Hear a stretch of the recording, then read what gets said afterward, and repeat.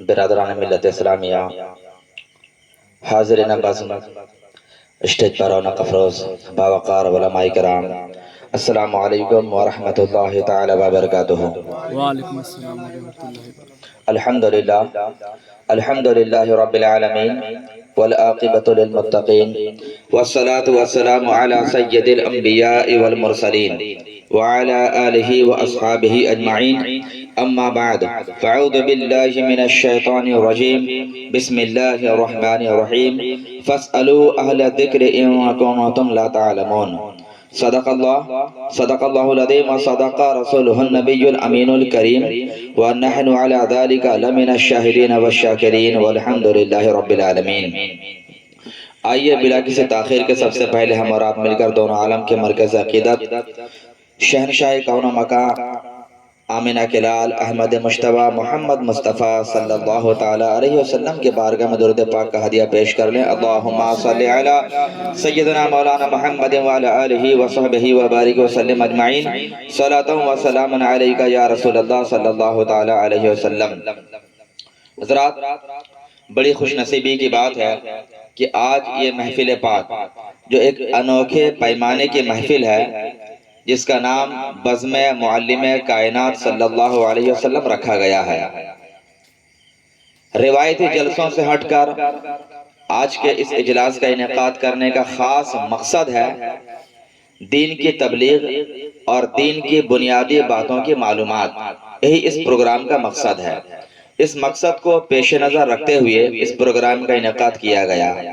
تحفظ ناموس رسالت کمیٹی، اس کے جملہ ارکان اور اس موہن پور کے باشندگان، آپ حضرات قابل مبارکباد ہیں کہ اس انوکھے پیمانے کی مجلس آپ منعقد کر رہے ہیں اور اپنے علم میں اضافہ کر رہے ہیں۔ وقت بہت زیادہ نہیں ہے اور تقریر میرا مقصد بھی نہیں ہے۔ مجھے جو ٹاپک دیا گیا ہے وہ کچھ دینی اہم سوالات ہے، اس کے جوابات مجھے پیش کرنی ہیں۔ مجھ سے پیشتر آپ نے تقریر سنی لی ہے، بہترین خطاب مجھ سے ماقبل حضرت العلامہ حضرت علامہ مولانا خطیب بنگال مولانا عبدالغفور حبیبی صاحب قبلہ سے بہترین خطاب آپ نے سماعت کی، اور اس سے پیشتر آپ کے علاقے کے ایک بہترین عالم دین، درسگاہی عالم، جن کو دنیا حضرت علامہ مولانا ذاکر القادری کے نام سے جانتے اور پہچانتے ہیں، ان سے بھی آپ نے سماعت کی۔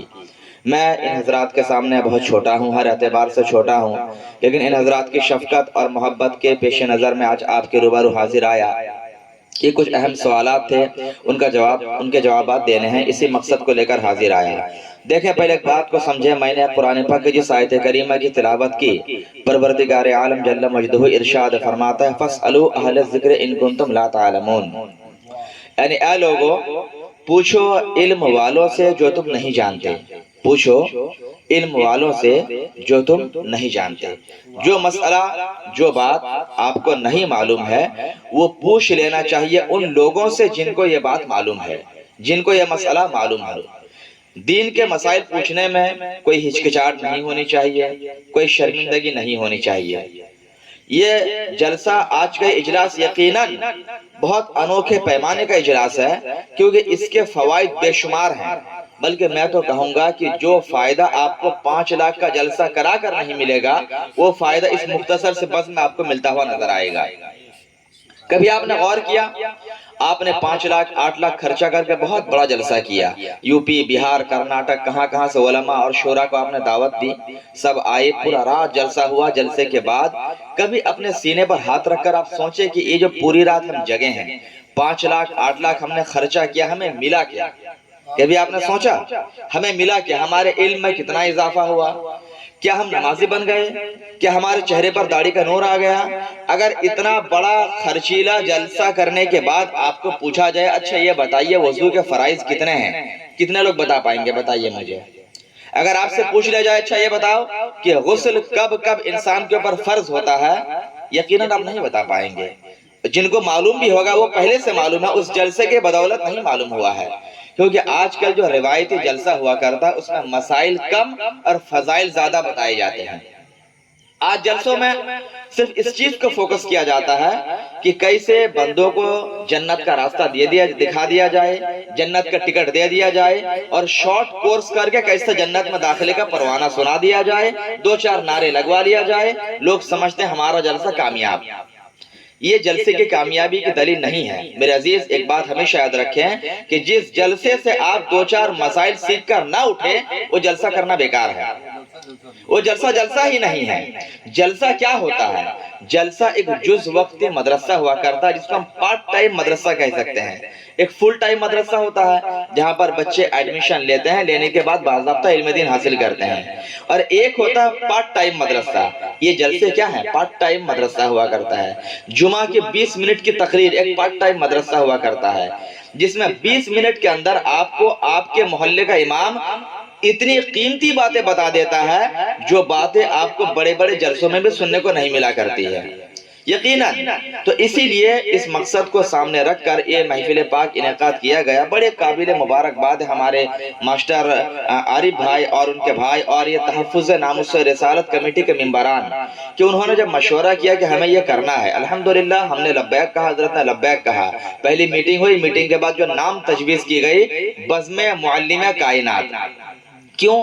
کیونکہ حضور صلی اللہ تعالی علیہ وسلم سب سے بڑے معلم تھے، اور انہوں نے صرف ایک بستی کو، ایک ملک کو، ایک قوم کو نہیں سکھایا، بلکہ وہ معلم کائنات بن کر دنیا میں تشریف لائے تھے۔ سبحان اللہ۔ ان کو سکھانے والی ذات پروردگار عالم کی ذات ہے۔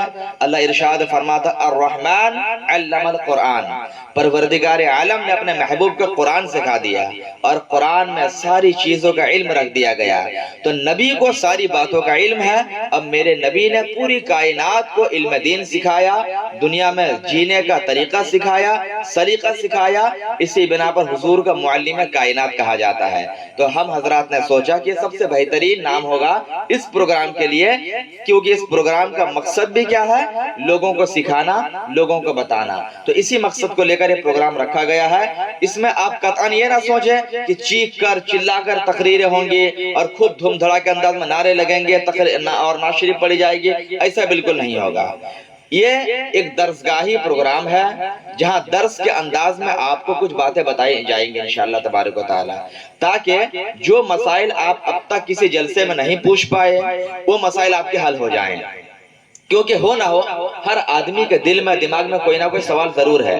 اب وہ بیچارہ سوچتا ہے پوچھیں تو کس سے پوچھیں؟ بڑے بڑے جلسوں میں بڑے بڑے خطبہ اور مقررین آتے ہیں، وہ پلین سے آتے ہیں، خاص کمرے میں جا کر آرام کر لیتے ہیں، کب اٹھتے ہیں کب چلے جاتے ہیں پتہ بھی نہیں چلتا ہے۔ ہم کس سے پوچھیں بھائی؟ کس سے پوچھیں؟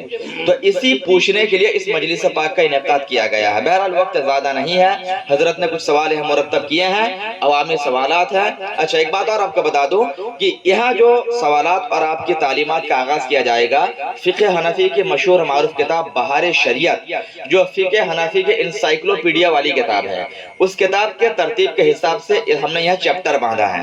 اس کتاب میں سب سے پہلے عقائد کا بیان ہے، چونکہ عقائد کا بیان تھوڑا سخت اور مشکل ہوتا ہے، اسی بنا پر ہم نے اس کو بعد میں رکھا، اور فرسٹ چیپٹر جو ہمارا رہے گا وہ طہارت کا بیان ہے۔ تو آج انشاءاللہ تبارک و تعالی ہم طہارت کے تعلق سے کچھ مسائل آپ کے روبرو پیش کریں گے۔ اس کے بعد دوسری بزم جو ہوگی اس میں طہارت کے بعد جو دوسرے نماز کے مسائل ہیں اس کو انشاءاللہ آپ کے روبرو پیش کیا جائے گا۔ ہاں کچھ سوالات یہاں بھی ہیں۔ ان سوالات کے ختم ہونے کے بعد اگر وقت بچتا ہے اور آپ لوگوں کے ذہن میں بھی کوئی سوال آتا ہے تو آپ بالکل پوچھ سکتے ہیں۔ الحمدللہ ہم علماء اس کے لیے ہمیشہ تیار ہیں۔ تو بہرحال اب بلا کسی تاخیر کے حضرت کے بارگاہ میں گزارش کریں گے کہ حضرت سوالات پیش کریں، اس کا ہم جواب دینے کی کوشش کریں گے، اور آپ بہت غور سے سنیں۔ یہ تقریر نہیں ہے، یہ مسائل ہیں، غور سے سنیں، سمجھیں اور دوسروں تک پہنچائیں، خود بھی ثواب کے مستحق ہوں اور دوسرے لوگ بھی اس پر عمل کریں گے، اس کا بھی ثواب انشاءاللہ آپ کو مل جائے گا۔ جی انشاءاللہ جہاں تک آواز جا رہی سب لوگ ہماتن گوش ہو کر مسائل کو سنیں۔ جی حضرت مفتی صاحب قبلہ سے سوال ہے کہ غسل فرض ہونے کے لیے اس کی صورتیں کیا کیا ہیں؟ ماشاءاللہ دیکھیں ہمارے اسلام میں آپ کو معلوم ہے کہ نماز کو اللہ تبارک و تعالیٰ نے فرض کیا ہے، لیکن نماز کو ہم ہر حالت میں اور ڈائریکٹلی شروع نہیں کر سکتے۔ حدیث پاک میں اور مسائل میں یہ بتایا گیا ہے کہ نماز کو شروع کرنے سے پہلے کچھ چیزیں ضروری ہوتی ہیں جن کو شرائط نماز کہا جاتا ہے۔ شرائط نماز میں جو چیز سب سے اول نمبر پر ہے اس کو کہتے ہیں طہارت۔ طہارت کا مطلب انسان کے بدن کا پاک ہونا، اس کے لباس کا پاک ہونا، اور جس جگہ نماز پڑھ رہا ہے اس جگہ کا پاک ہونا۔ تین چیزوں کے پاکی کا نام طہارت ہے، ٹھیک۔ اب طہارت میں پہلی چیز کیا ہے؟ بدن کا پاک ہونا، یعنی اگر انسان کے اوپر غسل فرض ہے تو غسل کر کے پاک ہو جائے، اور اگر غسل کی ضرورت نہیں ہے بلکہ حدث اصغر لاحق ہے تو وضو بنا کر کے پاکی حاصل کر لے۔ تو پہلی چیز کیا کہ اگر بدن ناپاک ہے تو غسل کر کے بدن کو پاک کرنا ہے نماز کو شروع کرنے سے پہلے ہی۔ اب ہمیں یہ جاننے کی ضرورت ہے کہ ایک انسان کے اوپر غسل کب فرض ہوتا ہے؟ کیا بچے نے گود میں پیشاب کر لیا تو غسل فرض ہو جائے گا؟ جیسے لوگوں میں مشہور ہے، راستے سے جا رہا ہے تو گائے نے پیشاب کر دیا، پیشاب کے چھینٹے بدن یا کپڑے پر لگے، ہم سوچتے غسل فرض ہو گیا۔ ہو رہا ہے کہ نہیں؟ کیچڑ میں آپ نے چل دیا اور کیچڑ کے چھینٹے آپ کے کپڑے پر لگ گئے، بدن پر لگ گئے، آپ سوچتے غسل فرض ہو گیا۔ کیا ایسا ہی ہے؟ نہیں، اس کو سمجھے۔ ہماری شرع میں مسئلہ یہ ہے کہ غسل 5 چیزوں کی وجہ سے فرض ہوتا ہے، جیسے کہ بہار شریعت میں مذکور ہے۔ کتنے چیزوں کی وجہ سے؟ 5 چیزوں کی وجہ سے غسل فرض ہوتا ہے، جن میں سے خصوصاً 3 کا تعلق مردوں کے ساتھ ہے، عورتوں کے ساتھ بھی ہے، اور 2 چیزیں جو خاص کر کے عورتوں کے ساتھ ہے۔ تو 5 چیزوں کی وجہ سے غسل انسان کے اوپر فرض ہوتا ہے۔ بہت دھیان سے سنیں۔ نمبر 1، انسان کے بدن سے منی کا، سپرمز کا شہوت کے ساتھ نکل جانے سے غسل فرض ہوتا ہے۔ یعنی انسان جب بالغ ہو جاتا ہے تو اس کے پیشاب کے راستے سے مخصوص چیز نکلتی ہے، اس چیز کے نکلنے سے اور بھی شہوت کے ساتھ، خواہش کے ساتھ اگر وہ چیز نکل جاتی ہے، اس کے نکلنے سے ایک مرد کے اوپر چاہے عورت کے اوپر غسل فرض ہو جایا کرتا ہے۔ نمبر 1، ہاں جس حالت میں ہو، بس شہوت کے ساتھ اگر نکلے اس صورت میں غسل فرض ہو جائے گا، ایک صورت۔ دوسری صورت یہ ہے کہ اگر انسان سو رہا ہے، چاہے مرد ہو چاہے عورت ہو، اور سونے کے بعد اس کو بدخوابی ہوئی، خواب میں کوئی گندی چیز دکھائی دیا، اور دیکھنے کے بعد اس کو احتلام ہوتا ہے، جس کو انگلش میں نائٹ فالس کہا جاتا ہے، جس کو بنگلہ میں سوپن دوست بولتے ہیں۔ اگر یہ چیز ہوتی ہے، چاہے مرد کو ہو چاہے عورت کو ہو، اگر بدخوابی کی وجہ سے وہی چیز انسان کے بدن سے نکلتی ہے تو اس کی وجہ سے بھی مرد عورت دونوں کے اوپر غسل فرض ہو جاتا ہے۔ 2 چیز ہو گئی۔ تیسری چیز کیا ہے؟ میاں اور بیوی کا آپس میں ملنا۔ تفصیل کی گنجائش تو ایسے مجلس میں ہوتی نہیں ہے، بس اتنا سمجھ لیں، میاں اور بیوی کا آپس میں ملنا، جس کو اردو میں ہم بستری بولتے ہیں اور بنگلہ میں شہباز کہا جاتا ہے۔ تو ہم بستری کی وجہ سے بھی مرد اور عورت دونوں کے اوپر غسل فرض ہو جایا کرتا ہے، دونوں کے اوپر، ایک کے اوپر نہیں، دونوں کے اوپر ہم بستری اگر ہو رہی ہے تو 3 چیزیں ہو گئی۔ چوتھے نمبر پر کیا ہے؟ عورت کو جو مینسس آتے ہیں، ماہواری، ہر مہینہ قدرتی طور پر ایک مخصوص قسم کی بلیڈنگ ہوتی ہے، اس کے ختم ہوتے ہی ان کے اوپر غسل فرض ہو جاتا ہے۔ اور 5ویں چیز کیا ہے؟ نفاس کا آنا۔ نفاس بچے کی پیدائش کے بعد ایک مخصوص بلیڈنگ ہوتی ہے، تقریباً 40 دن، کسی کو 35 دن، کسی کو 30 دن ہوتی ہے۔ اس کی مدت ختم ہوتے ہی ان کے اوپر غسل فرض ہو جایا کرتا ہے۔ اس کی مدت منیمم اس کی مدت کوئی اس کی لیمٹ نہیں ہوتی ہے، البتہ ہائیسٹ لیمٹ جو ہوتی ہے وہ 40 روز تک ہوتی ہے۔ اگر عورت کو اس سے پہلے بھی بچہ ہوا ہے، اس کو 25 دن آ کر بند ہو گیا تھا اور اس بار بھی 25 دن آیا تو 25 دن میں پاک مانی جائے گی، وہ غسل کر کے نماز روزہ شروع کر سکتی ہے۔ لیکن اگر کنٹینیو ہے تو ہائیسٹ لیمٹ 40 روز تک ہے، اور 40 روز کے بعد وہ غسل کر کے اپنا نماز روزہ شروع کر سکتی ہے۔ تو میں سمجھتا ہوں یہ 5 چیزیں آپ کو سمجھ میں آ گئی ہوں گی۔ ان چیزوں کی وجہ سے مرد ہو چاہے عورت ہو ان کے اوپر غسل فرض ہو جاتا ہے۔ اس کے علاوہ باقی جو چیزیں ہیں، بچے نے بدن پر پیشاب کر دیا، جانور کے پیشاب کے چھینٹے پڑ گئے، کیچڑ بدن یا کپڑے پر لگ گیا، ان چیزوں کی وجہ سے پورے بدن کا دھونا یعنی غسل فرض نہیں ہوتا ہے، بلکہ جن حصوں میں لگا ہے صرف بدن یا کپڑے کے اتنے حصے کو دھو لیجئے، بدن بھی پاک اور کپڑا بھی پاک ہو جائے گا۔ مسئلہ سمجھ میں آ گیا؟ یہاں پر یہ مسئلہ مکمل ہو جائے گا۔ ماشاءاللہ ماشاءاللہ۔ فرائض غسل کتنے ہیں اور کیا کیا؟ بہت اہم سوال حضرت نے پوچھا ہے۔ اگر دیکھیں کتنا مطلب ٹریجک میٹر ہے، دیکھیں ہم جلسے پہلے 2-4 ہوتے تھے، آج جلسے 2-4 نہیں بلکہ 20-40 ہونے لگے ہیں، لیکن ابھی بھی میں سمجھتا ہوں بہت سارے نوجوان ایسے ہیں جن کو پوچھ لیا جائے کہ غسل میں کتنی باتیں فرض ہیں، ابھی بھی نہیں بتا پائیں گے۔ اب مجھے بتاؤ کہ یہ ہماری بدقسمتی نہیں تو کیا ہے؟ ایک بوڑھا آدمی کے تعلق سے ہم نے سنا تقریباً 72 سال کی ان کی ایج تھی، 72 سال، पूरी जिंदगी नमाज भी पढ़ा, कुरान भी पढ़ा, जानता था। उस एज में उसको पूछा गया कि बाबा आपने पूरी जिंदगी नमाज भी पढ़ी, रोजा भी रखा और कुरान भी पढ़ा, जरा आप ये बताइए कि गुस्ल में कितनी बातें फर्ज हैं। उन्होंने कहा कि हाँ, गुस्ल में 3 बातें फर्ज हैं। उनसे पूछा गया कि कौन सी 3 बातें हैं। उन्होंने क्या कहा मालूम है? तेल, साबुन, तवलिया। तो कहीं आपका भी हाल ये ना हो कि आप भी तेल, साबुन, तवलिया वाले हो जाएं कि गुस्ल में 3 बातें तो फर्ज हैं लेकिन ये हैं। हालांकि ऐसा नहीं है। तो हमें ये जानना जरूरी है कि गुस्ल में कितनी बातें फर्ज हैं, क्योंकि अगर एक भी फर्ज अदा होने से रह गया तो हमारा गुस्ल बेकार। समंदर में भी डूब के निकल जाओगे, पाक नहीं होगे। तो अगर गुस्ल हमारा कामिल नहीं होगा तो हमारे जरिए से जितनी नमाजें पढ़ी गई सारी नमाजें बेकार है, क्योंकि नमाज से पहले गुस्ल शर्त है ना, जरूरी है तहारत। और जितना कुरान पढ़े हो सारा सवाब आपका बेकार है, पूरी जिंदगी आपकी नापाकी में गुजर गई।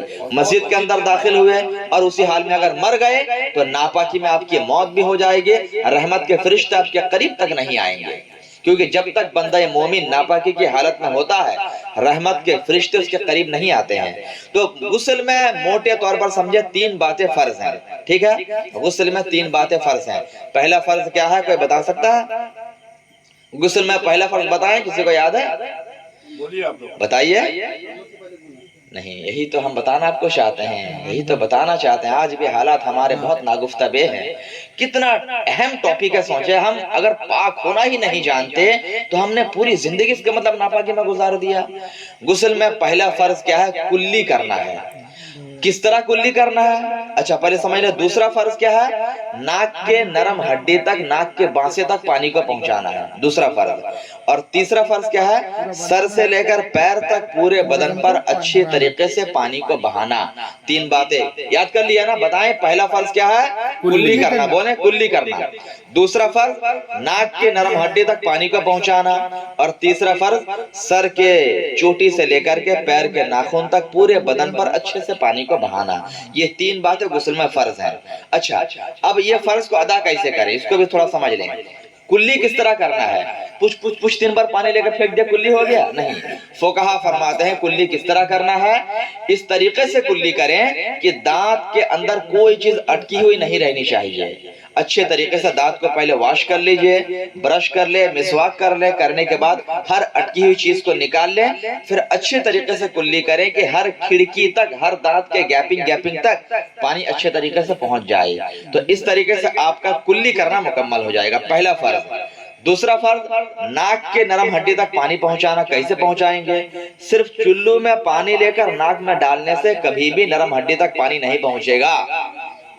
फुकहा ने इसका तरीका इरशाद फरमाया कि बाएं हाथ की छोटी वाली उंगली को भिगाइए, भिगाने के बाद दोनों नाक के हड्डी तक यहाँ तक उंगली को दाखिल कीजिए, इससे पानी यहाँ तक पहुंचेगा, एक तरीका।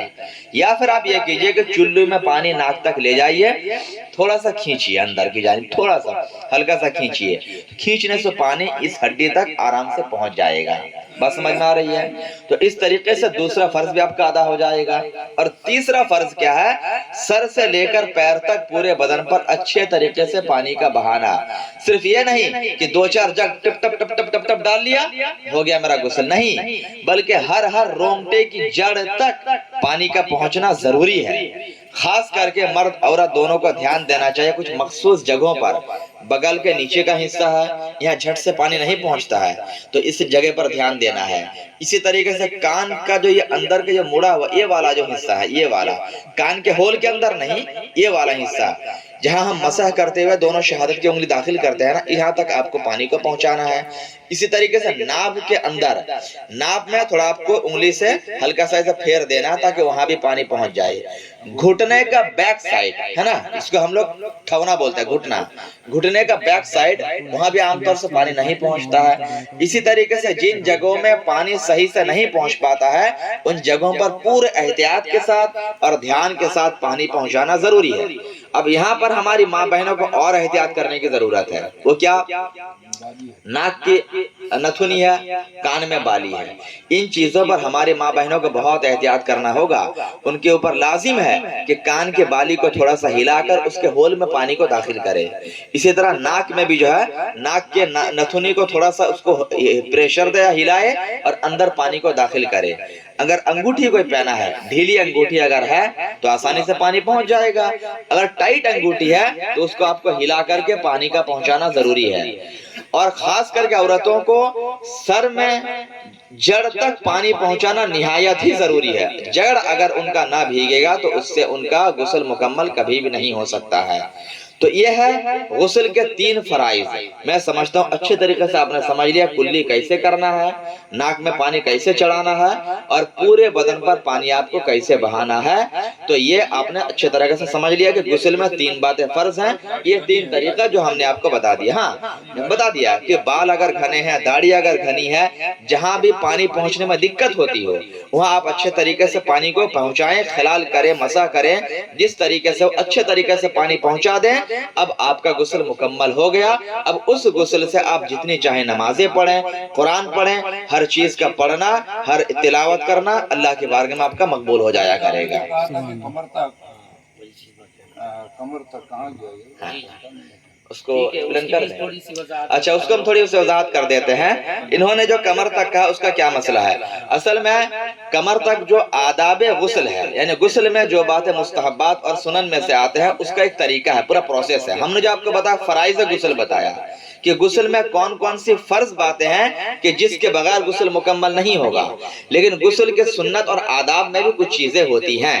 ان میں سے سب سے پہلے جو ہم سٹارٹنگ کریں گے نا، سٹارٹنگ کے ٹائم میں حکم یہ ہوتا ہے سب سے پہلے دونوں ہاتھوں کو گٹوں تک دھونا رہتا ہے، تاکہ اگر ہاتھ میں کہیں ناپاکی لگی ہے تو وہ دھل جائے۔ اس کے بعد جو کمر تک دھولنے کے بارے میں چچا نے بتایا، وہ کیا مسئلہ کمر تک نہیں بلکہ بدن میں جہاں کہیں نجاست لگی ہے، آپ کے ران میں لگی ہے یا پرسنل پارٹس پر لگے ہوئے ہیں، کمر میں گندگی لگ گئی ہے تو ان کو آپ کو دھل کے اچھے طریقے سے صاف کر لینا ہے، ٹھیک ہے۔ اس کے بعد پھر جو ہم نے جس طرح سے وضو کرنا ہے، وضو کر کے کلی کرنا ہے، ناک میں پانی چڑھانا ہے، پورے بدن پر پانی بہانا ہے۔ تو پہلے آپ کو گندگی بھی صاف کر لینی ہے، تاکہ وہ گندگی پر پانی لگے گا تو گندگی پھیلے گی، اسی بنا پر پہلے صاف کر لینا ہے، ٹھیک ہے۔ یہ آداب غسل میں سے ہے۔ اب سمجھ میں آ گیا؟ جی اگلا سوال۔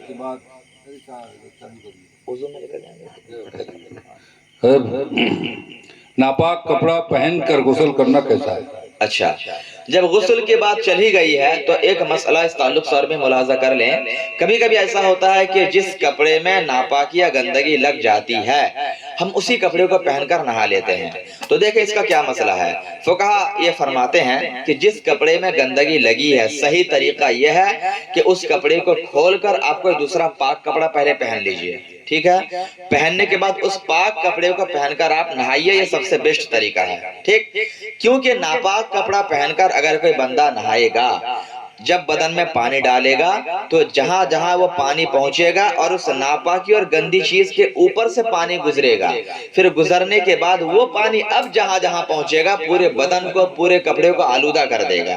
مثال کے طور پر ایک قطرہ پیشاب اگر ہے، اس کو ایک بالٹی پانی میں ڈال دیا جائے تو بالٹی کا پانی ناپاک ہوگا، تو اس پانی کو آپ اگر بدن پر ڈالیں گے تو کیا حالت ہوگی؟ وہی حال منی اور مزی کا ہے کہ دونوں ناپاک چیزیں ہوتی ہے۔ لنگی میں لگی ہے، اب آپ نے بدن پر پانی ڈالا، اب وہ پانی جب اس منی کے اوپر سے ہو کر گزرے گا پھر جہاں جہاں وہ پانی جائے گا پورے کپڑے اور بدن کو اور ناپاک کر دے گا۔ اسی بنا پر اگر آپ کے پاس لنگی اویلیبل ہے، کوئی پاک کپڑا اویلیبل ہے، اس کو پہن کر آپ کیا کریں گے؟ غسل کریں گے، ناپاک کپڑے کو الگ کر دیں گے۔ اور ایک بات اور اگر آپ کے پاس دوسرا کپڑا نہیں ہے اس کا بھی ہم طریقہ بتا دیتے ہیں۔ کبھی ایسا ہو سکتا ہے مہمان گھر میں گئے، ایکسٹرا کپڑا نہیں لے کر گئے، ٹرین میں ناپاک ہو گئے تو کیا کریں گے؟ تو فقہا فرماتے ہیں کہ پہلے آپ اس ناپاک کپڑے کو کھول لیجئے، کھولنے کے بعد اس کو آپ دھل کر کے پاک کر لیجئے، کر کے پھر اس کو دوبارہ پہن لیجئے، اب پہن کے آپ غسل کر لیجئے۔ بس سمجھ میں آ رہی ہے؟ اب پہن کر غسل کر لیجئے، کپڑا بھی پاک ہو گیا، اب آپ کا بدن بھی پاک ہو گیا ہے۔ تو اس طریقے سے بھی عمل کیا جا سکتا ہے۔ بالآخر اگر یہ بھی پوسیبل نہ ہو، آخری صورت فقہا نے فرمائی ہے کہ اگر پیک باتھ روم ہے، چاروں طرف سے گھرا ہوا ہے اور نہ اچھا کپڑا آپ کے پاس ہے اور نہ آپ دھل کے اس کو پاک کر کے پہن سکتے ہیں، کوئی صورت نہیں نکل رہی ہے اور باتھ روم پیک ہے، تو وہاں پر اس مجبوری کی کنڈیشن میں بغیر کپڑے کے بھی آپ غسل کر سکتے ہیں۔ یاد رکھیں بغیر کپڑے کے. لیکن نارمل حالت میں بغیر کپڑے کے غسل کرنا منع ہے، کیونکہ مومن کی شان یہ ہے کہ وہ اپنا سطر ہمیشہ چھپا کر رکھتا ہے. بلا مجبوری کے سطر کھولنا یا بھلے تنہائی میں ہو یہ درست نہیں ہے، یہ مومن کے شان کے خلاف ہے. یہ مسئلہ کلیئر ہو گیا؟ جی گزارش ہے اگلا مسئلہ. فرائض وضو کتنے ہیں اور کیا کیا ہے؟ جی فرائض وضو کتنے ہیں اور کیا کیا ہے؟ ماشاءاللہ یہ بہت ہی اہم سوال ہے. آپ سوچتے ہوں گے ہم تو پوری زندگی نماز پڑھتے چلے آئے ہیں اور وضو کرتے چلے آئے ہیں، اب ہمیں فرائض وضو ماں صاحب کیا بتانے کے لیے آئے ہیں؟ آپ کے دل میں سوال پیدا ہو سکتا ہے، لیکن نہیں، ضرورت ہے. ابھی بھی ہم اگر پوچھ لیں نا کہ وضو میں کتنی باتیں فرض ہیں، کچھ لوگ تو بتا ہی نہیں پائیں گے، اور کچھ لوگ اگر بتا بھی دیے تو صحیح طریقہ اس کا بتا نہیں پائیں گے. ایک دم میں 100% بات کر رہا ہوں، صحیح طریقہ بتا نہیں پائیں گے. اسی لیے میں سمجھتا ہوں کہ یہ بیسک چیزیں سب سے پہلے آپ کا کلیئر کرنا بہت ہی ضروری ہے. بہت دھیان سے سنیں گے، کیونکہ سب سے پہلی چیز جو نماز کے لیے ہمیں ضروری ہے وہ ہے وضو. حدیث پاک میں آیا آقا کریم علیہ السلام نے ارشاد فرمایا الوضوء مفتاح الصلاۃ. وضو کیا ہے؟ نماز کی کنجی ہے. جس طریقے سے بغیر چابی کے تالا نہیں کھلتا ہے، اسی طریقے سے بغیر وضو کے نماز ہم شروع نہیں کر سکتے. تو وضو سب سے پہلی اور بنیادی چیز ہے. تو وضو کے فرائض کو ہمیں جاننا ضروری ہے. فرائض مطلب وضو کے اندر کی وہ باتیں جن کے بغیر وضو مکمل نہیں ہوتا ہے، ان کو فرائض وضو کہتے ہیں. اور وضو میں کچھ باتیں سنتیں بھی ہوتی ہیں، کچھ مستحبات بھی ہوتے ہیں. تو سنت اور مستحب چھوٹ جائے تو وضو تو ہو جائے گا، لیکن فرائض وضو اگر چھوٹ جائے تو آپ کا وضو ہوگا ہی نہیں. جب وضو نہیں ہوگا نماز بھی نہیں ہوگی، قرآن بھی چھو نہیں سکتے ہیں. تو فرائض وضو کتنے ہیں؟ آپ میں سے کوئی بتا سکتا ہے؟ ہاتھ اٹھائیں، بتائیں. کیا کیا بتائیں؟ کیا کیا ہے؟ ہاں بتائیے، بتائیے، بیٹھ کر بتائیے. ہاں ماشاءاللہ. چہرہ دھونا، کہنی تک ہاتھ کو دھونا ہے، اس کے بعد سر کا مسا، چوتھا سر کا مسا کرنا، اور ٹخنوں سے پیر دھونا. ٹھیک ہے ماشاءاللہ. ہاں انہوں نے بتایا ہے. تو دیکھیں بہت اچھا بتایا ہے. وضو کے اندر 4 باتیں فرض ہیں. یہ مسئلہ جو ہے نا خالی بڑوں کے لیے نہیں بلکہ ہمارے بچوں کو بھی سیکھنا چاہیے، کیونکہ یہی بچے کل چل کے بالغ ہوں گے. اگر آج وہ نہیں سیکھیں گے تو کب سیکھیں گے بتائیے نا. تو یہ بہترین موقع ہے ہمارے بچوں کے لیے. بس میں معلم کائنات میں اپنے بچوں کو بھی لائیں، خود سیکھیں، بچوں کو سکھائیں، تاکہ فیوچر میں یہ بڑے اچھے طریقے سے نماز اور وضو کی ادائیگی کر سکیں. 4 باتیں وضو کے اندر فرض ہے. میں بہت آپ کو سمپل انداز میں بتانے والا ہوں. پہلا فرض کیا ہے؟ چہرے کا دھونا. نمبر 2 دوسرا فرض کیا ہے؟ دونوں ہاتھوں کو کوہنی سمیت دھونا. تیسرا فرض کیا ہے؟ پورے سر کے چوتھائی حصے کا مسح کرنا، 1/4 چوتھائی حصے کا مسح کرنا. اور چوتھا فرض کیا ہے؟ دونوں پیروں کو ٹخنوں سمیت دھونا. یہ وضو کے اندر 4 باتیں فرض ہیں. آپ نے جان تو لیا کہ وضو کے اندر 4 باتیں فرض ہیں، لیکن اس کی ادائیگی میں بہت سارے لوگ کوتاہی کر جاتے ہیں. ہم نے یہ جانا کہ پہلا فرض کیا ہے؟ چہرے کا دھونا. چہرہ کہتے کس کو ہے؟ یہ مسئلہ ہے. چہرہ کہتے کس کو ہے؟ کیا ہم یہاں سے یہاں تک دھو لیں تو وضو ہو جائے گا؟ یہاں سے یہاں تک دھو لیں وضو ہو جائے گا؟ چہرہ کہتے کس کو ہے؟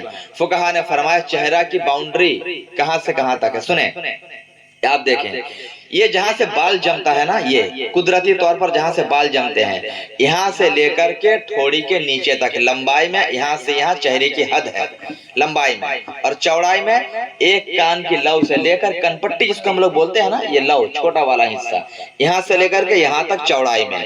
یہ چہرے کا حدود 4 ہو گیا چاروں جانب سے. طول میں یہاں سے لے کر یہاں تک، اور عرض میں چوڑائی میں اس کان کے لو سے لے کر اس کان کے لو تک. یہ کو پورا ہم بولیں گے چہرہ. ٹھیک ہے. اب وضو کے اندر آپ کو اسی چہرے کو پورا دھونا ہے. اگر ایک بال کے برابر بھی حصہ سوکھا رہ گیا آپ کا وضو نہیں ہوگا. بات سمجھ میں آ رہی ہے؟ اب اسی کے اندر یہ بھاؤں کا حصہ بھی آتا ہے جو بہت گھنے کسی کے ہوتے، اس کو اچھے سے دھونا ہے. اسی کے اندر جو ہے آپ کے چہرے کا تمام ظاہری حصہ آ جاتا ہے. جیسے ہونٹ کو بند کرنے کے بعد جو حصہ باہر دکھتا ہے وہ وضو میں دھونا فرض ہے. چہرے دھونے میں جیسے اب دیکھیں جتنا حصہ تھوڑا سا کلر الگ ہے نا، یہ باہر ہے، یہ بیرونی حصہ ہے، یہ وضو میں دھونا ضروری ہے.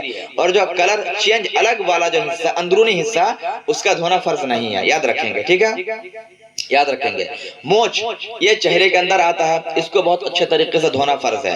اسی طریقے سے داڑھی اگر بہت زیادہ گھنی ہے تو اس کے اندر تک پانی پہنچانا، جلد یعنی کھال تک پانی کو پہنچانا ضروری ہے. یاد رکھیں گے داڑھی اگر ہلکی داڑھی ہے تو اندر تک پانی کا پہنچانا تاکہ چمڑے تک پانی پہنچ جائے ضروری ہے، اور بہت گھنی داڑھی اگر ہے تو اس کو خلال کر لیں گے اچھے طریقے سے تاکہ خلال کے ذریعے پانی اندر تک پہنچ جائے.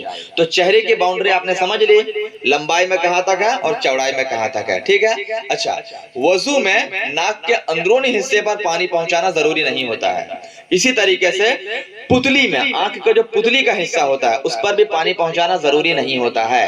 البتہ جو چیزیں باہر دکھتی ہے نارمل دیکھنے میں، ان تمام جگہوں پر پانی کا پہنچانا ضروری ہوتا ہے. تو پہلا فرض آپ نے سمجھ لیا. وضو میں دوسرا فرض کیا ہے؟ دونوں ہاتھوں کو کوہنی سمیت دھونا. کوہنی کہتے کس کو ہیں؟ انگلش میں اس کو ایلبو کہا جاتا ہے. یہ جو آپ حصہ دیکھ رہے ہیں نا جہاں سے ہاتھ فولڈ ہوتا ہے نا، یہ حصہ اس کو سمیت دھونا ہے. یعنی اس کو سمیت دھونے کا مطلب تھوڑا سا اوپر تک، یہاں تک دھوئیں گے. ٹھیک ہے.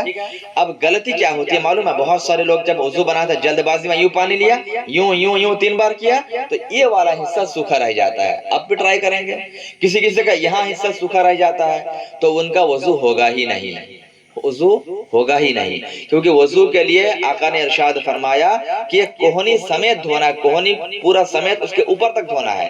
اور حدیث پاک میں تو آقا ارشاد فرماتے ہیں کہ جب کوئی شخص وضو کرے گا، حضور نے فرمایا کیا تم لوگ یہ نہیں چاہتے کہ بروز قیامت تمہارے ہاتھ، تمہارے چہرے چمکدار ہو جائیں؟ صحابہ نے پوچھا یا رسول اللہ بالکل ہم چاہتے ہیں، کیا کرنا ہوگا؟ آقا نے ارشاد فرمایا کہ جب بندہ یا تم میں سے کوئی وضو کرے تو جتنا زیادہ حصہ وضو میں دھوئے گا وہ پورا حصہ بروز قیامت چمکدار ہو جائے گا. تو صحابہ کرام کی محبت اتنی ہوئی کہ صحابہ کرام یہاں کے بجائے یہاں تک دھویا کرتے تھے. بعض صحابہ کرام یہاں تک دھویا کرتے تھے. پوچھا گیا ایسا کیوں کرتے ہیں؟ فرمایا کہا کہ اس نیت سے کرتے ہیں کہ آقا نے ارشاد فرمایا کہ تم جتنا زیادہ دھو گے اتنا زیادہ حصہ بروز قیامت چمکدار ہو جایا کرے گا. تو بہرحال یہ کوہنی ہے، اس کے اوپر آپ کو لے کر یہاں تک دھونا اچھے طریقے سے ہے نا. ٹھنڈی کے موسم میں اسکن تھوڑی ڈرائی ہو جاتی ہے، اس لیے پہلے دونوں ہاتھ کو بھگا کر ہلکا سا مسح کر لیں، پھر اس کے بعد آپ پانی ڈالیں تاکہ کوئی حصہ خشک نہ رہ جائے. 2 فرض ہو گیا. تیسرا فرض کیا ہے؟ سر کا مسح کرنا. سر کا مسح کرنا بہت ہی دیکھیے امپورٹنٹ چیز ہے. عام طور سے لوگ اس میں غلطی کر جاتے ہیں اور صحیح طریقہ نہیں معلوم ہوتا ہے. سنیں کیسے مسح کرنا ہے. پہلے اس کو سمجھ لیں کہ سر کے 4 حصوں میں سے ایک حصے کا مسح فرض ہے اور پورے سر کا مسح کرنا یہ مستحب ہے. ٹھیک ہے. کیسے کریں گے؟ پہلے دونوں ہاتھ کو پانی میں بھگو لیجئے، نئے پانی میں. بھگونے کے بعد ان 3 انگلیوں کو یوں ملائیے. ٹھیک ہے. 3 انگلیوں کو یوں ملائیے، ان دونوں کا بھی آپ چھوڑ دیجئے. اب جہاں سے سر کے بال جمنا شروع ہوتے ہیں آپ کو یہاں سے یوں لے کر جانا ہے پیچھے کی طرف. ٹھیک ہے. اور جہاں آ کر آپ کا بال ختم ہو رہا ہے وہاں تک آپ پورے انگلیوں کو مسح کر کے پیچھے تک پورا یوں لے کر چلے گئے. تو اتنا حصہ آپ کا یوز ہو گیا. اب ہتھیلی بچی ہے نا، اب ہتھیلیوں کا آپ کو یہیں سے پھر بیک لے کر آنا. یہیں سے انگلی بیچ سے لے گئے تھے نا، میں آپ کو دکھا دیتا ہوں. یہ انگلی کا حصہ آپ جو ہے یہاں سے شروع کریں گے. ٹھیک ہے. اب یوں اس کو لے کر گئے پیچھے یہاں بیک حصے تک. اب یہ والا حصہ بچا ہے، اب پیچھے سے آپ کو یوں یہ سائیڈ والا حصہ یہاں سے لے کر یہاں لا کر ختم کریں گے. اتنا حصہ آپ کا یوز ہو گیا. اب یہ بچانا شہادت کی انگلی سے آپ کان کے اندرونی حصے کو یہاں مسح کریں گے اور انگوٹھے سے کان کے بیرونی حصے کو مسح کریں گے. ٹھیک. اب دونوں ہاتھ کا بیک سائیڈ یہ پشت یہ بچا ہوا ہے. اب اس سے آپ کو دونوں گردنوں کو مسح کر لینا ہے. یہ آپ کا بہترین طریقے سے سر کا مسح مکمل ہو جائے گا. ہوتا کیا ہے ہم میں لوگ سمجھتے نہیں ہیں کہ کیسے مسح کرنا ہے. ہاتھ بھگایا یوں کر لیتے ہیں، یوں یوں مارا ہو گیا مسح ان کا. یہ غلط طریقہ ہے. ہر چیز کا ایک لائن لیول ہوتا ہے، ایک طریقہ ہوتا ہے. تو صحیح طریقہ ہم نے آپ کو بتا دیا. اس طریقے سے آپ کو سر کا مسح کرنا ہے. اس طریقے سے کریں گے تو سنت، مستحب، فرض ہر چیز کی ادائیگی ہو جائے گی. آگئے بات سمجھ میں. چوتھا مسح سر کا کیا ہے؟ دونوں پیروں کو ٹخنوں سمیت دھونا. ٹخنا کس کو بولتے ہیں؟ جو دونوں سائیڈ میں ابھری ہوئی ہڈی ہے نا، جہاں عام طور سے ہم لوگ جب بوٹ پہنتے ہیں، شوز جب پہنتے ہیں تو جہاں اگر شوز ختم ہوتا ہے نا، وہ دونوں ابھری ہوئی ہڈی جو ہے اس کو لے کر کے تھوڑا اور اوپر تک آپ کو دھونا ہے. اس کو بولتا ٹخنا، دو ابھری ہوئی ہڈی کو بولتا ٹخنا، اس کے اوپر تک آپ کو دھونا ہے، اور خاص دھیان دینا ایڑی اور پیر کے بیک سائڈ پر خاص دھیان دینا ہے۔ عام طور سے لوگ پیر یوں بڑھا کے نل کے نیچے لگا دیتے ہیں، یہ والا حصہ سوکھا رہ جاتا ہے، پیر کا، ایڑی کا بھی اور پیر کے بیک سائڈ کا بھی۔ تو اگر آپ نل میں پیر دھل رہے ہیں تو بائیں ہاتھ سے پیر پر اچھے طریقے سے پانی کو پھیر لیں تاکہ بیک سائڈ میں بھی پانی پہنچ جائے، بہت احتیاط کریں۔ تو اس طریقے سے آپ نے جب وضو کر لیا تو 4 فرائض بھی ادا ہو گئے اور بہت ساری سنت اور مستحبات بھی یہاں پر ادا ہو جائیں گی۔ تو یہ وضو آپ کا کامل وضو ہوگا، پھر اس وضو سے آپ نماز، روزہ اور حج، زکوٰۃ جو چاہے کر سکتے ہیں۔ بس سمجھ میں آ گئی؟ یہ وضو کا مکمل طریقہ ہے۔ چہرہ کا جو مسئلہ ہے تو اس میں جس کا سر میں بال نہیں ہے وہ کہاں تک چہرہ؟ ہاں، یہ ایک اہم مسئلہ ہے۔ بھائی نے پوچھا کہ جس کے سر میں بال ہی نہیں ہے تو اس کے چہرے کی حد کہاں تک ہوگی؟ فقہ نے کوئی جگہ خالی نہیں چھوڑی ہے، اور غالباً مجھے یاد آتا ہے کہ جب شرح وقائع میں یہ مسئلہ ہم لوگ کو جماعت رابعہ میں پڑھایا جا رہا تھا تو ہم نے بھی اپنے استاذ کی بارگاہ میں یہی سوال کیا تھا، پڑھاتے پڑھاتے یہی اعتراض ہم نے بھی کیا تھا کہ حضرت آپ نے فرمایا کہ سر کے بال جمنے سے لے کر چہرے کی شروعات ہوتی ہے، تو جس کے سر میں بال ہی نہیں ہے، جو ٹکلا ہے، وہ کیا کرے گا؟ تو میرے استاد نے اس وقت مجھے یہی جواب دیا تھا کہ قدرتی طور پر جہاں سے بال جمنا شروع ہوتے ہیں اسی کا اعتبار کیا جائے گا، بھلے سر میں بال ہو چاہے نہ ہو۔ اب آپ مجھے بتائیں، نیچرلی طور پر بال یہاں سے جمتے ہیں، تو جس کے سر میں بال نہیں وہ بھی یہیں سے ہی دھلے گا۔ اب کسی کا بال یہاں سے جمنا شروع تو نہیں ہوتا ہے نا، نیچرلی یہاں سے تو بال جمنا شروع نہیں ہوتا ہے، تو یہاں سے نہیں دھونا ہے بلکہ چہرہ یہیں سے ہی شمار کیا جائے گا۔ وہ کبھی کبھار کسی کا ایسا ہوتا ہے، وہ بال جھڑنے کے بعد اس طرح ہوتا ہے، لیکن عام طور سے قدرت کا نظام یہی ہے کہ بال یہیں سے جمنا شروع ہوتے ہیں تو یہیں سے چہرے کی ابتدا ہوگی۔ ٹھیک ہے جی، اگلا سوال۔ اگلا سوال ہے، شیرخوار بچوں کے پیشاب کو کیا ناپاک سمجھا جائے گا؟ ہاں ماشاءاللہ، دیکھیں بہت اہم سوال۔ عام طور سے گھر کی ماں، بہن اور بیٹیوں میں یہ بات بہت مشہور ہے، وہ کیا بولتی ہیں کہ چھوٹا بچہ اگر پیشاب کر دے بدن یا کپڑے پر تو چھوٹا بچہ ہے، وہ تو نابالغ ہے، تو اس کا پیشاب جو ہے یہ ناپاک نہیں ہے، ایک دم شیرخوار ہے، چھوٹا نہیں۔ لوگوں کے ذہن میں یہ بات آ جاتی ہے کہ نابالغ ہے جو شرع کا مکلف نہیں ہوا ہے، تو کیا بولتے ہیں کہ ان کا پیشاب جو ہے ناپاک نہیں ہوتا ہے تو معاف ہے۔ حالانکہ ایک بات یاد رکھیں کہ پیشاب چاہے بچہ کا ہو یا بچے کے باپ کا ہو، دونوں کا پیشاب جو ہے ناپاک ہے۔ پیشاب جو ہے بچپن کے زمانے سے لے کر کے جب سے بچہ دنیا میں آ گیا اس کا بھی پیشاب ناپاک ہے، بڑے کا بھی ہے اور بوڑھے کا بھی ہے، ہر ایک کی پیشاب جو ہوتی ہے وہ پیشاب بالکل ناپاک ہے۔ ٹھیک، تو اگر بچے کا پیشاب بدن یا کپڑے پر لگ جائے تو جہاں لگا ہے آپ دیکھ رہے ہیں کہ کپڑے کے اس حصے میں لگ گیا تو اتنا آپ دھو لیجئے، اگر ہاتھ میں لگ گیا ہاتھ دھو لیجئے، اتنا حصہ آپ کا پاک ہو جائے گا، پورا غسل کرنا ضروری نہیں ہے۔ ٹھیک ہے، لیکن اگر کپڑے میں کئی جگہ لگ گیا اور سوکھ گیا، پتہ نہیں چلا کہاں کہاں لگا ہے، تو اس صورت میں کپڑا آپ کو چینج کرنا پڑے گا، پھر آپ دوسرا کپڑا پہن لیجئے۔ لیکن اگر دکھائی دے رہا ہے کہ ہاں یہاں لگا ہے تو اس صورت میں پارٹیکولر اتنے حصے کو دھو لیجئے، کپڑا بھی پاک اور بدن بھی پاک ہو جائے گا۔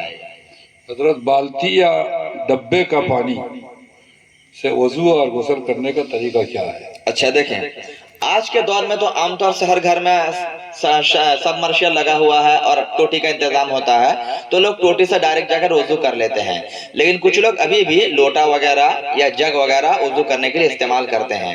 تو یہاں دیکھیں ایک چیز پر بہت دھیان دینا ہے، جب آپ لوٹے میں پانی لے کر وضو کریں یا جگ میں لے کر کریں تو دھیان دیں کہ آپ کا ہاتھ ہے نا بغیر دھلا ہوا ہاتھ وہ اس پانی میں داخل نہ ہو جائے، پانی میں ٹچ نہ ہو جائے، کیونکہ اگر کوئی بے وضو آدمی کا ہاتھ پانی میں لگ گیا ہے تو ڈوب گیا ہے تو وہ پانی مائع مستعمل کے درجے میں چلا جائے گا، اب اس پانی سے وضو نہیں کر سکتے۔ اس لیے ہمارے فقہ نے ایک طریقہ یہ بتایا ہے، طریقہ کیا ہے کہ پہلے دونوں ہاتھ کو اچھے طریقے سے دھل لیجئے، ٹھیک ہے، دھلنے کے بعد اب آپ وضو کی نیت سے دھلیں گے، دھل لیجئے، اب آپ جو ہے لوٹا میں پانی لے کر یا جگ میں پانی لے کر وضو کریں۔ اب اگر آپ کی انگلی ڈوب رہی ہے، ہاتھ ڈوب رہا ہے تو اس سے کوئی خرابی پیدا نہیں ہوگی، بالکل وہ پانی وضو کے لیے قابل قبول ہو جائے گا۔ ماں بہنیں ناخن پالش لگاتی ہیں، اس حال میں وہ غسل اور وضو کرتی ہیں، کیا اس کا بدن پاک ہوتا ہے؟ دیکھیں فیشن کا دور ہے، ہماری ماں بہنوں کو جن کاموں سے منع کیا جائے وہی کاموں زیادہ کرتی ہیں۔ شرع نے عورتوں کو میک اپ کا بننے سنورنے کا حکم دیا ہے، لیکن اس کی ایک لمٹ ہے نا، لمٹ کے باہر شرع سے ہٹ کر کوئی کام نہیں کر سکتی ہیں۔ تو شرع کی لیمٹ یہ ہے کہ یہ نیل پالش وغیرہ جو ہماری ماں بہنیں یوز کرتی ہیں، نیل پالش میں آپ نے دیکھا ہوگا ایک موٹی سی پرت پڑ جاتی ہے نا، اس کو بلیڈ سے کریدیں گے نا، اسے پرت پرت پرت پرت نکلے گا، بات سمجھ میں آ رہی ہے؟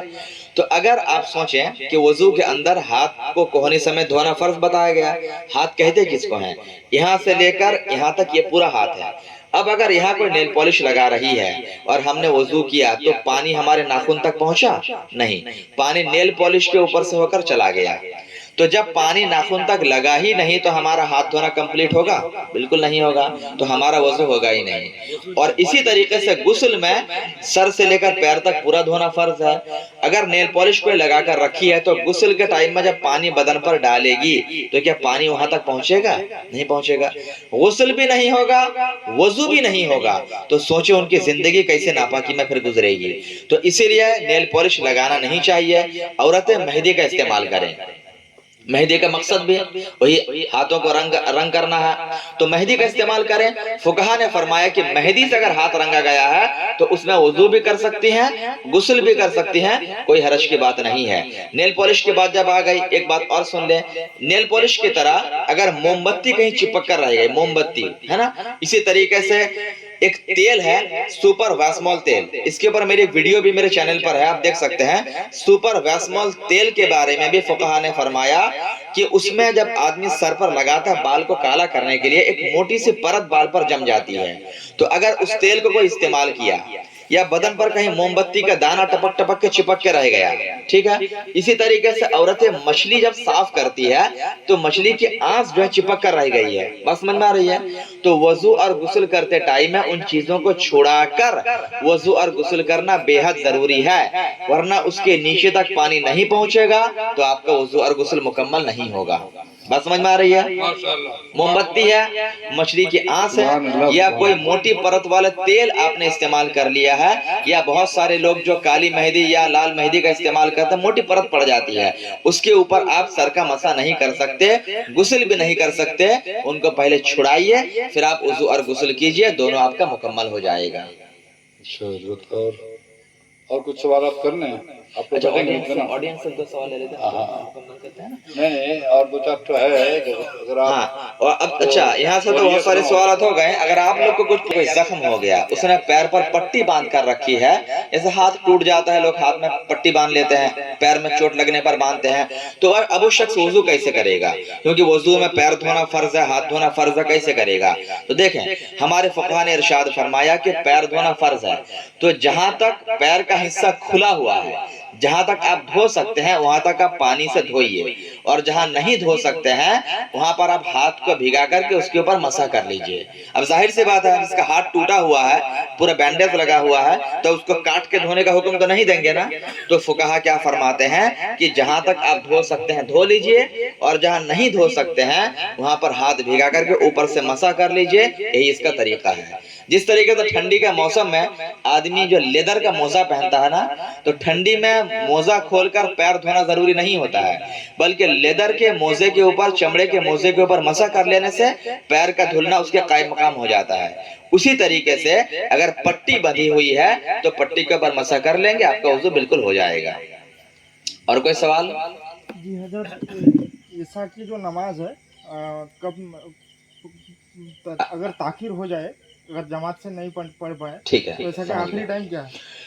یہ سوال اور یہ بات بہت سارے لوگوں کے ذہن میں، ابھی کل پرسوں میں نے ایک ویڈیو اپنے چینل پر بھی اپلوڈ کیا، مجھے بہت سارے لوگ میرے گروپ میں پوچھتے رہتے ہیں کہ حضرت اگر کام کرتے کرتے رات کو 1-2 بج جائے تو ہم رات 2 بجے آ کر عشاء کی نماز پڑھ سکتے ہیں کہ نہیں؟ یعنی کہ لوگوں کے ذہن میں سوال ہے کہ عشاء کی نماز کا آخری وقت کب تک ہے؟ کیا 11-12 بجے نماز کا وقت ختم ہو جاتا ہے؟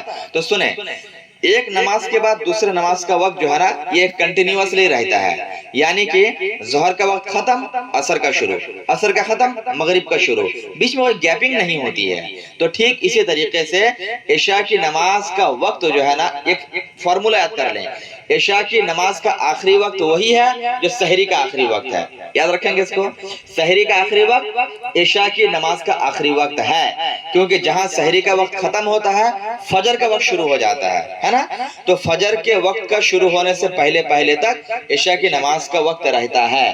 البتہ فقہا نے فرمایا کہ 9 بجے 10 بجے جو جماعت کا وقت ہوتا ہے اس کے ساتھ پڑھ لینے میں زیادہ ثواب ہے جماعت کے ساتھ پڑھ لینے میں. لیکن اگر آپ کسی وجہ سے تاخیر کر گئے ہیں, کہیں کچھ کام میں رہ گئے تھے, رات 1 بجے ہو 2 بجے ہو 3 بجے ہو, بالکل عشاء کی نماز پڑھ سکتے ہیں, حتیٰ کہ سحری کے آخری وقت تک آپ عشاء کی نماز پڑھ سکتے ہیں. 21 منٹ تک آج کا ٹائم ہے. ہاں, آج کا ٹائم مثال کے طور پر دن بدلتا ہے. ہاں, فار ایگزامپل 4 بجے آپ کا سحری کا آخری وقت ہے, تو 4 بجے تک آپ عشاء کی نماز پڑھ سکتے ہو.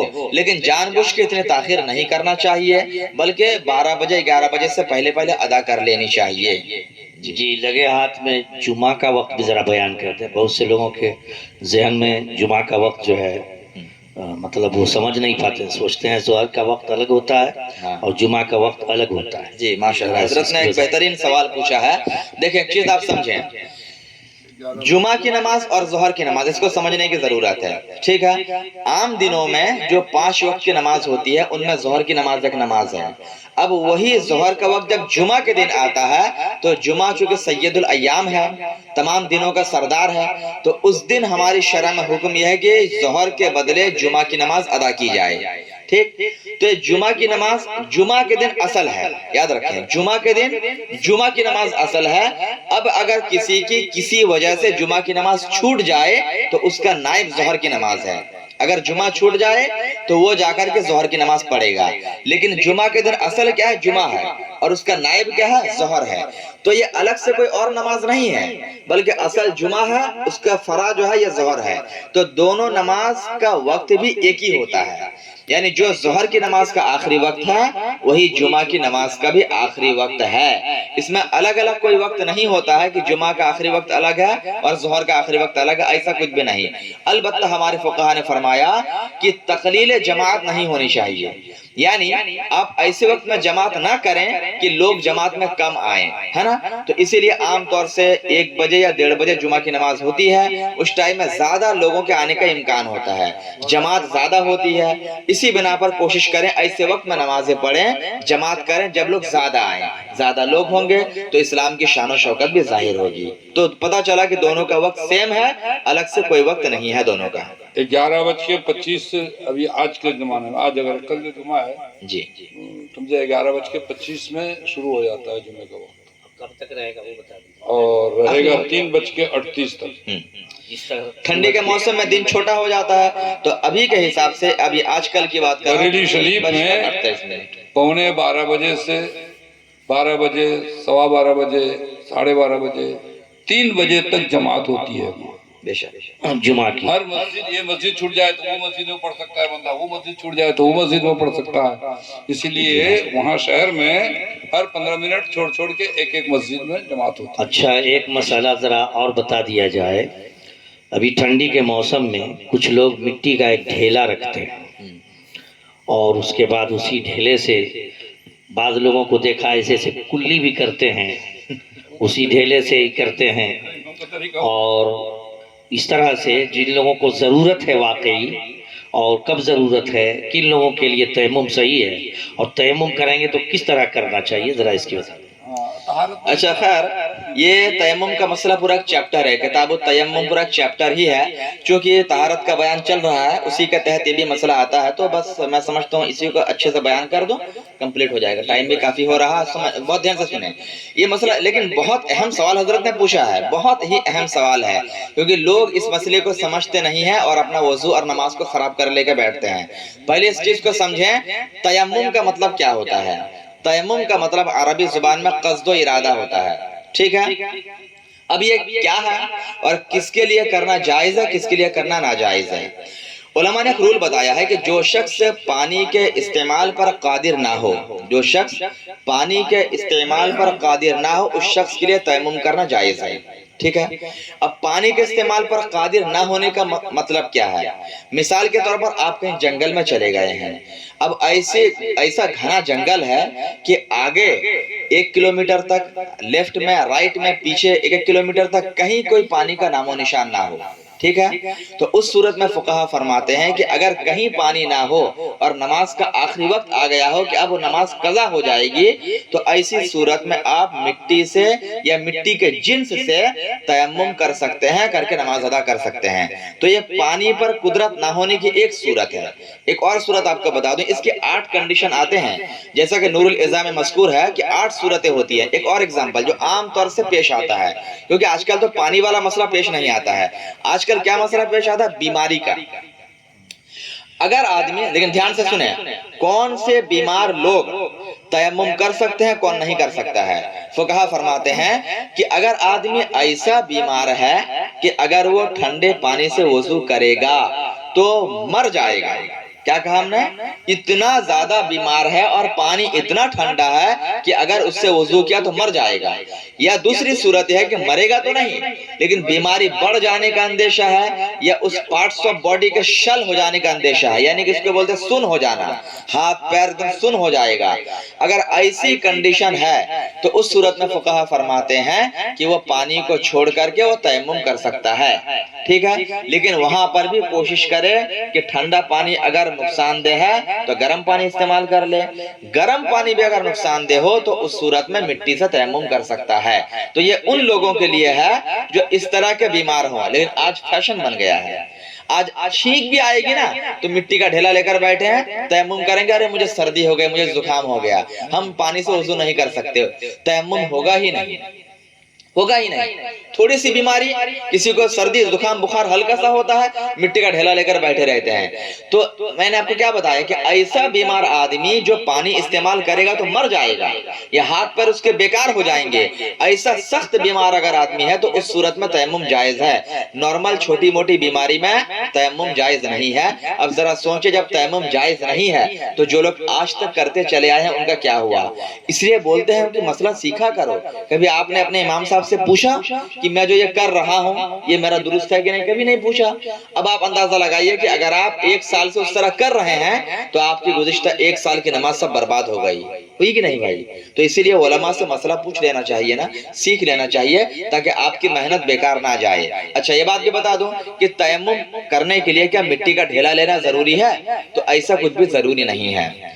जो भी चीजें मिट्टी के जिन्स से होती हैं उनसे तयम्मुम किया जा सकता है। ठीक है। मिट्टी के जिन्स से फुकाहा ने फरमाया बालू है, मिट्टी है, हत्ता कि टाइल्स, मार्बल्स, ये सब के सब मिट्टी के जिन्स हैं। उनके ऊपर धूल हो चाहे ना हो, फुकाहा फरमाते हैं कि अगर आप घर के मार्बल के ऊपर या दीवार के टाइल्स के ऊपर भी हाथ मार लिए, मारने के बाद आपने तयम्मुम कर लिया तो आपका तयम्मुम बिल्कुल हो जाएगा, क्योंकि ये चीजें मिट्टी के जिन्स से होती हैं। ठीक है। वो जो कुल्ली करना नाक का पानी, हाँ, तयम्मुम में जो है ना, समझ गए ना किससे तयम्मुम करना है? जो भी चीजें मिट्टी के जिन्स से हों। सिर्फ मिट्टी का ढेला होना कोई जरूरी नहीं है, मिट्टी के किस्म से जो भी चीजें हैं, जिसको फुकाहा ने एक उसूल बता दिया, जो जलाने से ना जले और पिघलाने से ना पिघले, उसको मिट्टी के जिन्स बताया गया। सोना को अगर जलाएंगे तो पिघल जाएगा ना, उससे तयम्मुम नहीं हो सकता है। चांदी, लोहा, कोई मेटल, शीशा, तांबा, पिघलाएंगे, आग में डालो पिघल जाएगा, उससे तयम्मुम नहीं हो सकता है। लेकिन मिट्टी, बालू, मार्बल, टाइल्स जलेगा? नहीं जलेगा, उससे तयम्मुम हो सकता है। अब तयम्मुम करना कैसे है? तो उसमें 2 ही चीज हैं, 3 चीजें हैं। एक तो नियत है, नियत के अलावा 2 ही काम करना है। पूरे चेहरे का मसा करना है और दोनों हाथों का मसा करना है। बाकी उसमें कुल्ली या नाक में चढ़ाना या सर का मसा, पैर का धोना कुछ भी नहीं है। तयम्मुम में सिर्फ 2 बातें फर्ज हैं, याद रखिए। तयम्मुम में 2 बातें फर्ज हैं। जमीन पर, हाँ, चाहे गुस्ल की हाजत हो या वजू की हाजत हो, दोनों सूरतों में 2 ही काम आपको करना है। नियत करें, जमीन पर दोनों हाथ को मारें, ज्यादा गर्दो गुबार लग गया तो यूं झाड़ ले उसको, कम लगे तो कोई बात नहीं, ज्यादा लगे तो झाड़ ले। झाड़ने के बाद आप जो है उससे पूरे चेहरे का मसा कर लीजिए। 1 बार करना, 3 बार भी नहीं, 1 ही बार करना है। ठीक है। एक फर्ज अदा हो गया। फिर दोबारा हाथ को मारे और جھاڑ لیں, جھاڑنے کے بعد دونوں ہاتھ کا اچھے طریقے سے مسح کر لیں. اب مسح کا طریقہ کیا ہوگا, اس کو بھی دیکھ لیجیے لگے ہاتھ. تو اس کا طریقہ فقہاء نے بیان فرمایا, جو انگلیاں ہیں نا یہاں, یہ 4 انگلی کو آپ اس ہاتھ کے انگلی کے سرے سے یوں شروع کریں اور یوں لے کر آپ یہاں کوہنی تک لے کر آئیں, پھر یوں گھما دیں. پھر اب یہ باطنی حصہ جو ہے اس کو اس ہاتھ کی ہتھیلی میں یوز کریں, اس کو یوں لے کر آ جائیں. ہو گیا, ٹھیک ہے. یہ دائیں ہاتھ پہلے آپ نے کر لیا. اس کے بعد آپ اسی طریقے سے بائیں ہاتھ کا کر لیں, یوں لے کر آئیں, پھر اس کو یوں گھمائیں, پھر ہاتھ کی ہتھیلی کو یوں آپ لے کر یوں آ جائیں. یہ آپ کا تیمم ہاتھ کا مسح بھی ہو گیا. تو اس میں کلی یا پیر یا سر نہیں ہے, ورنہ پتا چلے گا بالو میں ہاتھ مار مار کے سر اور پیر سب کا بھوت بنا لیا ہے. تو ایسا نہیں کرنا ہے, 2 ہی کام کرنا, چہرہ اور دونوں ہاتھوں کا مسح کرنا ہے. اس سے آپ کا تیمم مکمل ہو جائے گا. لیکن یاد رکھیں, ہر کسی کے لیے تیمم جائز نہیں ہے. جس کے لیے جائز ہے صرف وہی تیمم کر سکتا ہے, اور اس تیمم سے وہی شخص نماز اور قرآن کی تلاوت کر سکتا ہے, باقی کوئی نہیں کر سکتا ہے. میں سمجھتا ہوں وقت کافی ہو گیا. نیند کا غلبہ اگر زیادہ ہو تو مسائل سمجھ میں نہیں آتے ہیں, ورنہ پھر جائز کو ناجائز سنیں گے, ناجائز کو جائز سنیں گے. ایک مسئلہ بہت زیادہ ہوتا ہے کہ غسل میں جو فرض ہے اس کو ادا کرنے سے اسی سے نماز پڑھا جائے گا نا, الگ سے وضو کرنا بس. چلیے اس کو آخری مسئلہ لے لیتے ہیں. تو بھائی نے سوال یہ پوچھا کہ اگر کسی نے غسل کیا تو غسل کرنے کے بعد, یہ ہوتا بھی ہے, لوگ میں بہت سارے لوگوں کو دیکھا بھی ہوں, لوگ غسل کرنے کے بعد پھر الگ سے وضو بناتے ہیں, اس کے بعد جا کر نماز پڑھتے ہیں یا قرآن پاک کی تلاوت کرتے ہیں. تو کیا یہ ضروری ہے؟ سنیں, اگر آدمی نے اچھے طریقے سے غسل کر لیا اور ایسا غسل کیا کہ وضو میں جو باتیں فرض ہیں ان کی ادائیگی ہو گئی, چہرہ بھی دھل گیا, ہاتھ بھی دھل گیا, سر کا مسح بھی ہو گیا, پیر بھی دھل گیا, اگر ایسا اچھا غسل کر لیا تو وہی غسل اس کے نماز کے لیے بھی کافی ہے اور قرآن پاک کی تلاوت یعنی چھونے کے لیے بھی کافی ہے. الگ سے وضو کرنا کچھ بھی ضروری نہیں ہے, کیونکہ غسل یہ بڑی چیز ہے اور وضو اس سے چھوٹی چیز ہے. جب آپ نے بڑی کو ادا کر لیا تو چھوٹی بھی آٹومیٹکلی ادا ہو گئی. بس سمجھ میں آ رہی ہے, الگ سے وضو کرنے کی ضرورت نہیں ہے. اس لیے فقہاء نے ایک مسئلہ بیان فرمایا کہ کوئی شخص راستے میں جا رہا تھا, تیز بارش ہو گئی, پورا بدن بھیگ گیا, اس نے یوں کر لیا, یوں کر لیا, یوں کر لیا, یوں کر لیا, اس کا وضو بھی ہو گیا. بس سمجھ میں آ رہی ہے نا. تو اگر آپ نے اچھے سے غسل کر لیا اور اس غسل سے آپ نماز بھی پڑھ سکتے ہیں اور قرآن پاک کو چھو بھی سکتے ہیں, جب تک کہ وضو توڑنے والا کوئی کام آپ نے نہ کیا. وہ بھی یاد رکھیں, پتا چلا آپ نے غسل کیا اور کرنے کے بعد آپ نے پیشاب کر لیا, پھر جا کر آپ نماز کے لیے کھڑے ہو گئے, آپ بولیں گے حضرت نے تو بتایا تھا کہ اسی غسل سے ہم نماز پڑھ سکتے ہیں. تو یہ ایسا مسئلہ نہیں ہے, اس کو سمجھیں. جب تک وضو توڑنے والا کوئی کام نہیں کریں گے تب تک آپ نماز پڑھ سکتے ہیں, قرآن پاک کو چھو سکتے ہیں. لیکن اگر آپ نے پیشاب پاخانہ کوئی کام کر لیا تو آپ کو وضو کرنا پڑے گا. بس مان میں گئی, ہوا خارج ہو گئی. یعنی وضو توڑنے والا کوئی بھی کام, XYZ کوئی بھی کام آپ کو نہیں کرنا ہے, تب تک آپ پڑھ سکتے ہیں. ٹھیک. تو یہ کچھ اہم مسائل تھے جو اسلام کے